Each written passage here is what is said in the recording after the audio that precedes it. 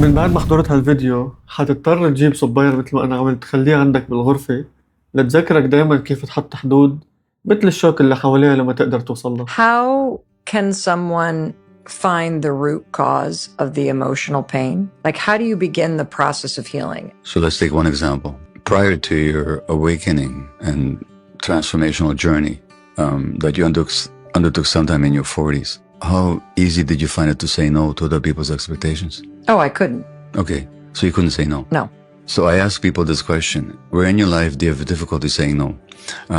It shows up in two areas: work and in personal life. Mm-hmm. Okay, what's the impact on you of your difficulty saying no? It's exhausting.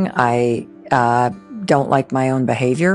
Yeah, so it's this shame, Lack of control. loss of control. Loss of control, by the way. Anger.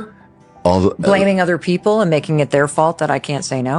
Loss of control is one of the most significant triggers for stress, by the way, according to the stress literature. Well, that makes sense because Yeah. we have a biological hardwired need for safety, Exactly. which we try to achieve by controlling everything and everyone around us. Only because we learned in childhood that if we didn't, there'd be no safety. If we had learned that there was safety, we would trust the world a lot more and we wouldn't have the control. The third question is, what's your belief that keeps you from saying no? So when you had trouble saying no, what's the story? That I would get fired from my job and then we wouldn't be able to pay our bills and then we would lose our house. Yeah. The weight of the world on my shoulders. Exactly. So then the fourth question is, how did you develop that story that if I say no, I'll be rejected? It was my job to make sure everybody was okay in the house In and other that words, you everybody learned- was happy. In other words, you learned it when you're 2 or 3 or 4 years old or 5. Yes. And now you're adult, as you're saying.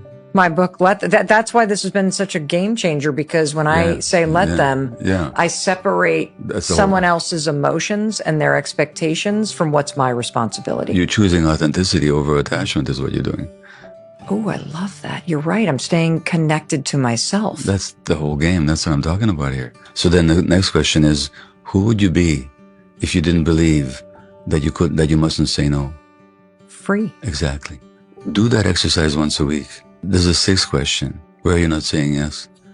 Oh my God, everywhere, to free time, to play, to joy, to creativity, to rest. Well, that not saying yes is as harmful as the not saying no. So those two little words, just that little exercise, you do that once a week, it changes people's lives.